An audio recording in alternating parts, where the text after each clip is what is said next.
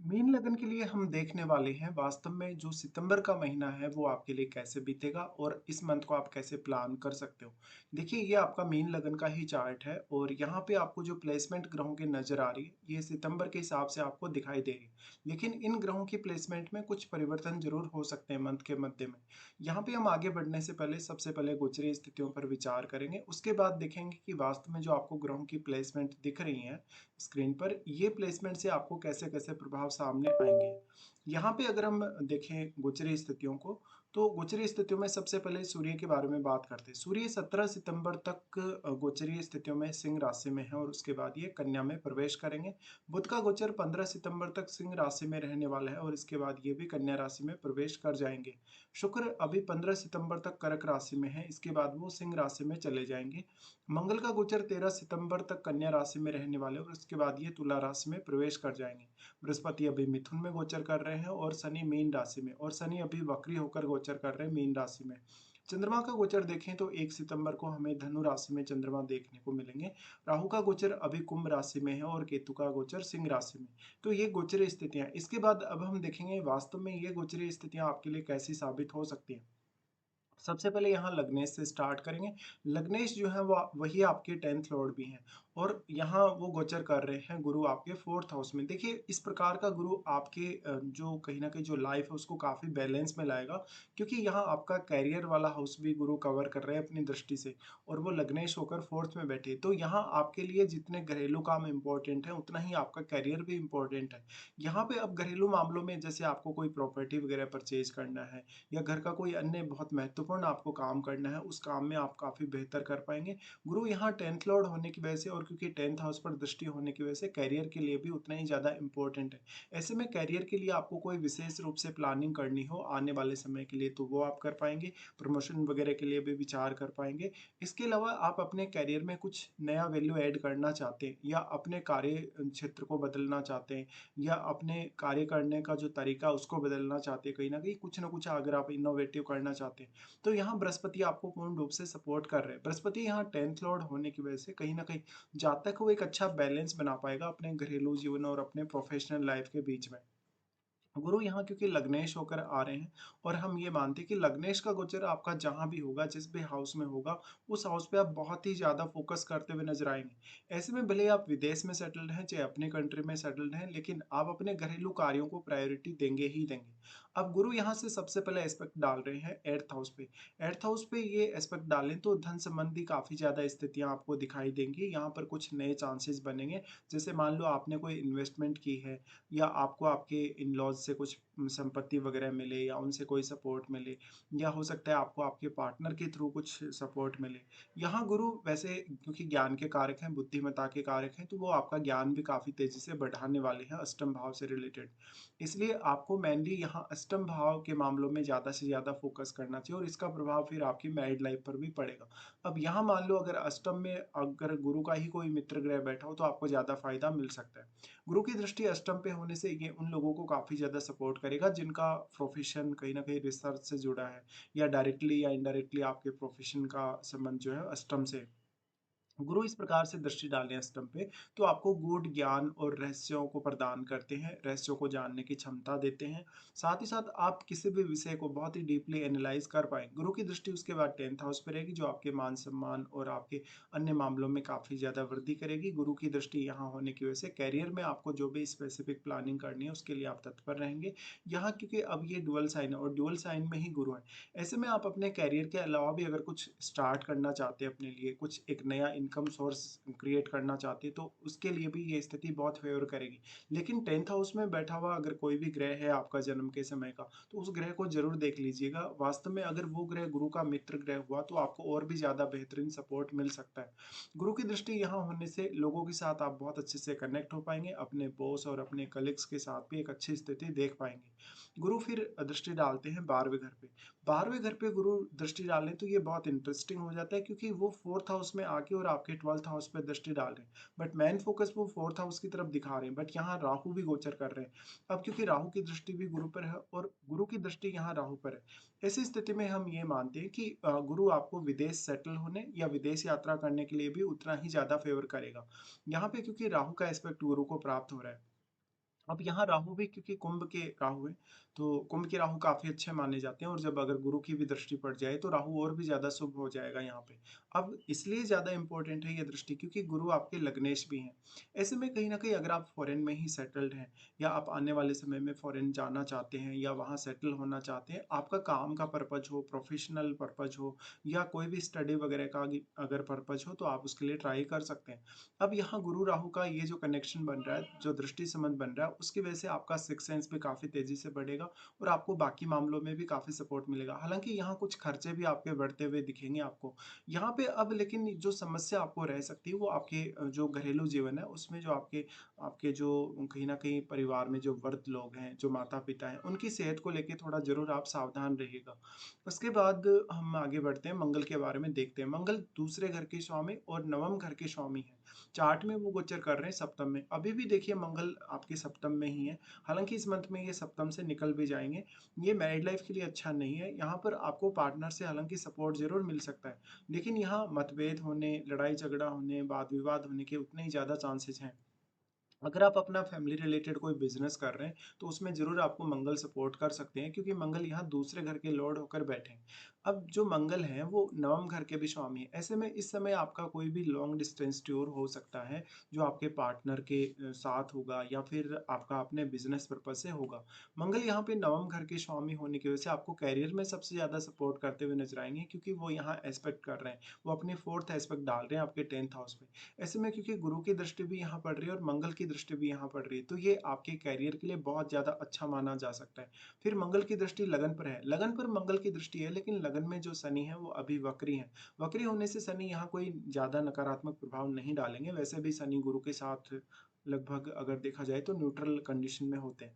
ऐसी स्थिति में जो मंगल का दृष्टि पड़ रहा है वो आपके लगन को एक्टिवेट रखेगा, आपको काफ़ी एनर्जेटिक रखेगा और शनि वक्री होने से आपको इसका फ़ायदा मिलेगा। मेनली जो मंगल हैं वो आपके सेकंड हाउस पर भी दृष्टि डाल रहे हैं और ये इनका अपना ही घर है। तो यहाँ थोड़ा एग्रेसिव वो आपकी वाणी को बना सकते हैं लेकिन ये कहीं न कहीं एक अच्छी प्रोटेक्शन भी है आपको सेकंड हाउस से जुड़े मामलों में। ऐसे में आप अपनी फैमिली रिलेटेड कार्यों को अच्छे से सँभाल पाएँगे और जो भी आपको डिसीज़न लेने हैं काफ़ी क्विकली ले पाएँगे। बट यहाँ जो मंगल सबसे ज़्यादा आपको डिस्टर्ब करेगा आपकी मैरिड लाइफ़ और आपकी रिलेशनशिप को ही डिस्टर्ब करेगा। इस प्रकार का अगर सप्तम का मंगल है तो वो आपके पार्टनर को बहुत एग्रेसिव बनाता है। लेकिन ऐसा मंगल है वो आपको कुछ हद तक लीडरशिप की अच्छी क्वालिटीज़ भी देता हुआ नज़र आएगा। उसके बाद यहाँ से मंगल अपना राशि परिवर्तन कर लेंगे और राशि परिवर्तन करके वो चले जाएँगे तुला में। तुला में मंगल जाएँगे तो यहाँ आपको धन संपत्ति का फ़ायदा होने के चांसेस बहुत ज़्यादा बढ़ जाएँगे। दूसरी तरफ अष्टम भाव में मंगल जा रहे हैं तो ये आपके इन-लॉज़ के साथ विवाद करवा सकता है, इवन जीवन साथी के साथ भी।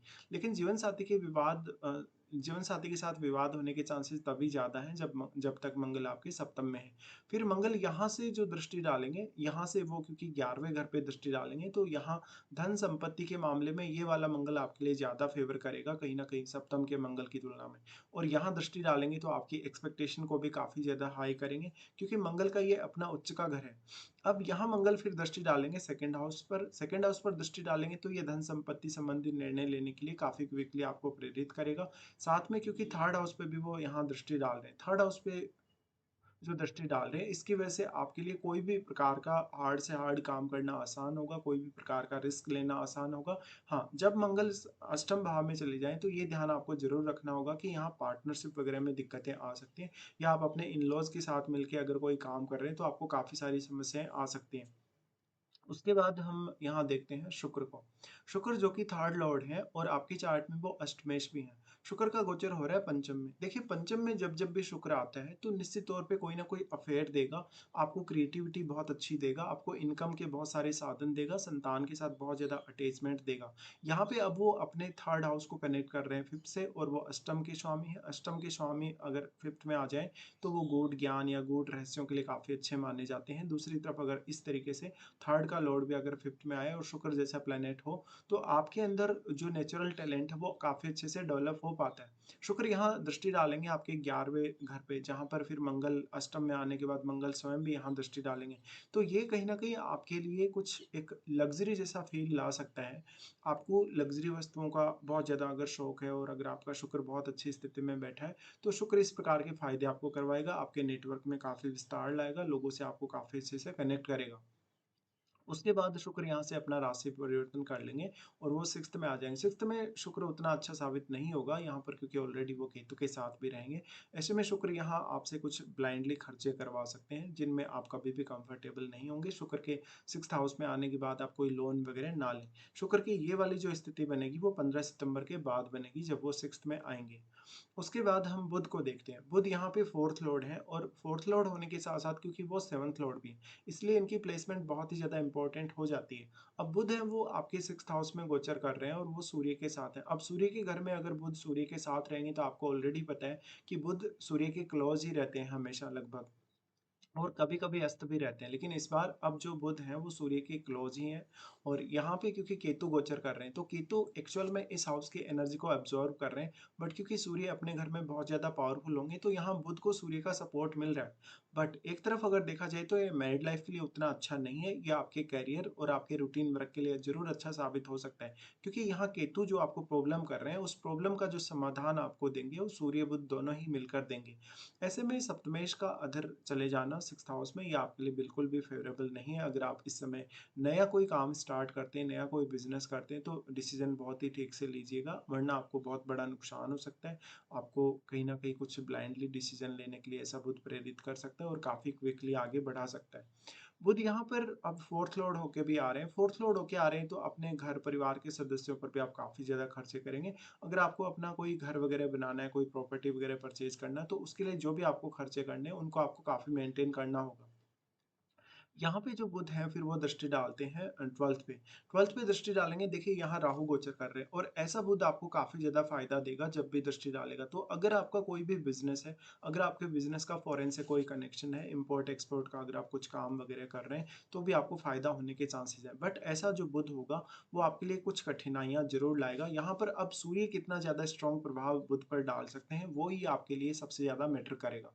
यहाँ पे फिर बुध आ रहे हैं आपके 7th हाउस में। 7th हाउस में अब वो अपने घर में आ जाएँगे, तो हम यहाँ बुध को ही ज़्यादा स्ट्रॉन्ग मानेंगे। हालाँकि बाद में सूर्य भी यहाँ आ जाएँगे और यहाँ पे जो स्थिति बनेगी अब बुध की, वो आपके बिज़नेस रिलेटेड डिसीज़न लेने के लिए और आपकी ओवरऑल लाइफ़ को बैलेंस करने के लिए अच्छी मानी जा सकती है। बुध के 7th हाउस में आने से आपके पार्टनर के साथ आपका थोड़ा-सा विवाद बढ़ सकता है, लेकिन पार्टनर आपको यहाँ सपोर्ट भी करेगा, क्योंकि यहाँ जो बुध है वो 4th लॉर्ड भी हैं। ऐसे में घरेलू मामलों में आपका जीवन साथी आपको सपोर्ट कर सकता है। बुध का जो दृष्टि पड़ेगा वो लगन पर पड़ेगा। बुध का दृष्टि लगन पर होने से आप काफ़ी क्विकली फैसले ले पाएँगे और आपने जहाँ-जहाँ, जो-जो गलतियाँ की हैं पिछले कुछ समय से, उन गलतियों को भी सुधारने का मौका रहेगा।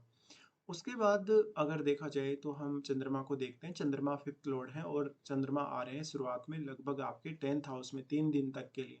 तो ये 3 दिन का समय है वो आपके करियर के लिए कोई बहुत मेजर डिसीज़न आपसे करवा सकता है, और क्योंकि गुरु अभी ऑलरेडी दृष्टि डाल ही रहे हैं और वो भी 4th हाउस में है।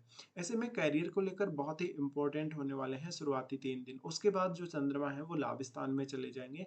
लाभ स्थान में जाएँगे तो ये सडनली आपको कोई गेन करवा सकते हैं, किसी पर्सन से कोई सहायता दिलवा सकते हैं। इसके अलावा आप लॉटरी, सट्टा या शेयर मार्केट वगैरह से जुड़े हैं तो आपको काफ़ी ज़्यादा फ़ायदा हो सकता है। चंद्रमा ये यहाँ आने के बाद मुख्य तौर पे चंद्रमा अपने ही भाव को एस्पेक्ट करेंगे, तो इस प्रकार का चंद्रमा आपको काफ़ी इमोशनल बनाएगा, आपको काफ़ी क्रिएटिव बनाएगा, साथ-साथ में ये संतान के प्रति बहुत ज़्यादा अटैचमेंट देगा। उसके बाद चंद्रमा जो 12वें घर में जा रहे हैं, तो ये आपकी क्रिएटिविटी के लिए बहुत ज़्यादा अच्छा है, लेकिन ये आपको काफ़ी डीप बनाएगा, सोच बहुत ज़्यादा आपकी गहरी होगी और आपकी अपेक्षाएँ भी बढ़ेंगी खुद से और अपनी संतान से भी, क्योंकि चंद्रमा आपके चार्ट में 5th लॉर्ड है। देखिए, जब चंद्रमा 12th में जा रहे हैं तो ये उन लोगों के लिए तो बहुत ज़्यादा अच्छा है जो किसी क्रिएटिव वर्क से जुड़े हैं। लेकिन अगर आप कोई भी क्रिएटिव वर्क से नहीं जुड़े हैं या एक सामान्य व्यक्ति हैं, तो निश्चित तौर पे आपको थोड़ा स्ट्रेस क्रिएट होते हुए दिखेगा और यहाँ पर कुछ एंग्जायटी वगैरह होते हुए दिखेगी। यहाँ पे अब जो भी नए फैसले आपको लेने हैं, उनमें आपको काफ़ी ज़्यादा सावधान रहना होगा।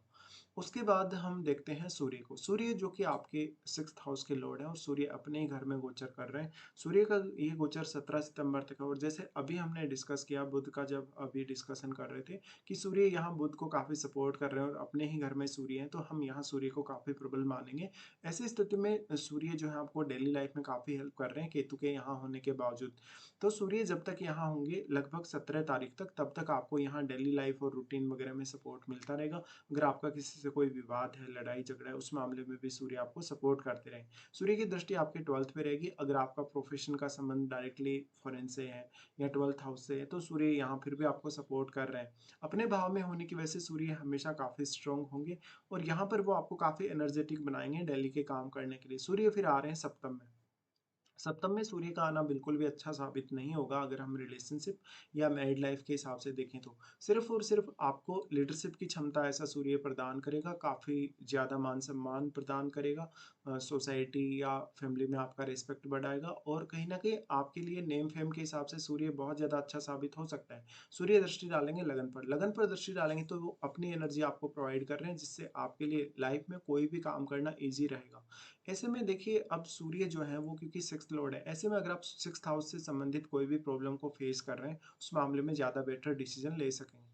इसके बाद हम आगे बढ़ते हैं और अब बात करते हैं शनि के बारे में। शनि जो कि आपके 11वें घर के लॉर्ड और 12वें घर के लॉर्ड हैं, लगन में ही शनि गोचर कर रहे हैं। बट अब ये शनि क्योंकि वक्री हैं, वक्री होने से आपको जो 12वाँ भाव है और जो 11वाँ भाव है, उससे रिलेटेड काम करने में डिले नहीं होगा, आप अच्छे से काम कर सकेंगे। लगन का शनि है तो आपको रिस्पॉन्सिबल उतना ही ज़्यादा बनाएगा। बट ये स्वास्थ्य के लिए भी मेजर प्रॉब्लम क्रिएट नहीं करेगा। लेकिन क्योंकि 12th हाउस और 11th हाउस के लॉर्ड होके शनि लगन में आ रहे हैं, तो आपको इन दोनों ही भावों के प्रति काफ़ी ज़्यादा ज़िम्मेदार बनाने वाले हैं शनि। और दोनों ही भावों से संबंधित जो-जो भी आपको फैसले लेने हैं, वो फैसले आप बिल्कुल समय पर लेंगे। शनि की तीसरी दृष्टि जो आपके 3rd हाउस में पड़ेगी, वो आपको काफ़ी मेहनत करने के लिए प्रेरित करेंगे और काफ़ी हार्ड वर्किंग बनाएँगे। शनि का जो यहाँ 7th एस्पेक्ट है, वो आपके यहाँ है सप्तम पे, लेकिन यहाँ बुध का गोचर होगा, सूर्य का गोचर होगा, तो इनसे आपके लगन को मदद मिल जाएगी।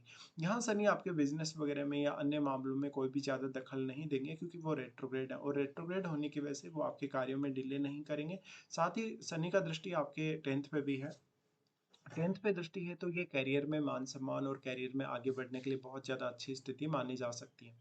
इसके बाद अब हम आगे बढ़ जाते हैं और देख लेते हैं आपके लिए कौन-कौन से अच्छे दिन और कौन-कौन से खराब दिन हैं। राहु-केतु के बारे में अब तक हम काफ़ी बार चर्चा कर चुके हैं, तो ऑलरेडी अब राहु-केतु के बारे में कोई भी विशेष चर्चा नहीं करेंगे। इसके बाद देख लेते हैं सबसे पहले अच्छे दिनों को। अच्छे दिनों में देखा जाए तो आपके लिए 1 से 3 तारीख तक, 12 से 19 तक और 29 और 30 ये दिन आपके लिए काफ़ी ज़्यादा अच्छे निकल के आ रहे हैं। अगर आपका कोई भी ऐसा काम है जो नहीं बन रहा, जिसमें आपको बार-बार हार्ड वर्क करना पड़ रहा है, बार-बार बहुत ज़्यादा मेहनत करनी पड़ रही है, तो आप उन कार्यों को इन दिनों में प्लान कर सकते हो। इसके बाद अब हम देखते हैं कौन-कौन से आपके लिए कुछ खराब दिन आने वाले हैं। देखिए चंद्रमा जब लियो में गोचर करेंगे तो 19 और 20 को ये स्थिति बनेगी। इस दौरान आपको काम का बोझ बहुत ज़्यादा झेलना पड़ सकता है। आपका रूटीन पे काफ़ी ज़्यादा फ़र्क पड़ सकता है इसका। साथ में हो सकता है कि आप समय पे भी काम नहीं कर पा रहे हो। चंद्रमा का गोचर जब होगा लिब्रा में तो 24 और 25 को ऐसी स्थिति क्रिएट होगी। ये आपके लिए काफ़ी स्ट्रेसफुल समय होगा। हालाँकि अचानक आपको कोई धन लाभ यहाँ मिल सकता है 24 और 25 को। चंद्रमा जब एक्वेरियस में गोचर करेंगे 6 और 7 को, तो ये यहाँ कोई न कोई आपसे गलत फैसला हो जाएगा। आपका जो माइंड है वो काफ़ी इल्यूजन में रहेगा, काफ़ी स्ट्रेस में रहेगा। 6 और 7 का जो समय आपकी हेल्थ के लिए भी उतना अच्छा नहीं है। तो कुल मिलाकर ये कुछ आपके लिए खराब दिन है। फिलहाल हम पूरा डिस्कशन कर चुके हैं। फिलहाल आपको वीडियो देखने के लिए धन्यवाद।